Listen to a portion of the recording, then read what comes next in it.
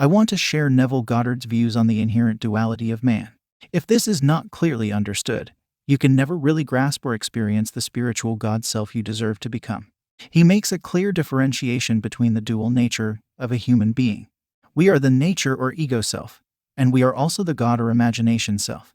He gives a much better explanation on this concept than the modern-day non-duality teachers do.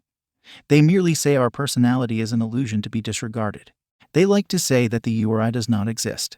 They seem to like to teach us that we should simply let go and accept everything as it is and drop all desires for a better life. I think we can see from this alone that Neville was speaking a very different language here. He wanted us to see our desires as divinely sent to us. He wanted us to accept our heartfelt desires and actively create a new existence for ourselves. He certainly did not teach us to accept the breadcrumbs on the table and to be merely grateful for our suffering. The choice we now have to make. Neville gave a much simpler explanation on what we were looking to achieve. He clearly outlined the fact that we had two choices to make in this lifetime. Either we remain locked in the outer mortal human personality self that passively accepts his or her life circumstances, or we choose to become the inner spiritual God self that can actively change their life circumstances via the use of the imagination. Again, we have a choice to make today. Either choose to stay passive and personal or become a powerful creator God.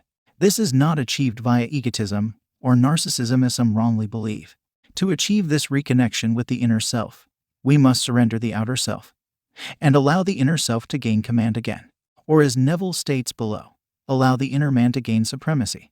We don't need to kill our ego or personality as some may claim. We simply need to allow our ego or personality to be guided by our inner spiritual self once again. Duality is an inherent condition of life. Everything that exists is double. Man is a dual creature with contrary principles embedded in his nature. They war within him and present attitudes to life which are antagonistic. This conflict is the eternal enterprise. The war in heaven, the never-ending struggle of the younger or inner man of imagination to assert his supremacy over the elder or outer man of sense.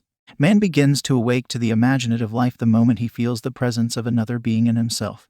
There are two distinct centers of thought or outlooks on the world possessed by every man. The Bible speaks of these two outlooks as natural and spiritual. To avoid any confusion here, the true simple essence of what Neville is saying here is this: allow yourself to be guided from within yourself. Do not be led by the head or intellect, but allow yourself to be led by the heart or intuition.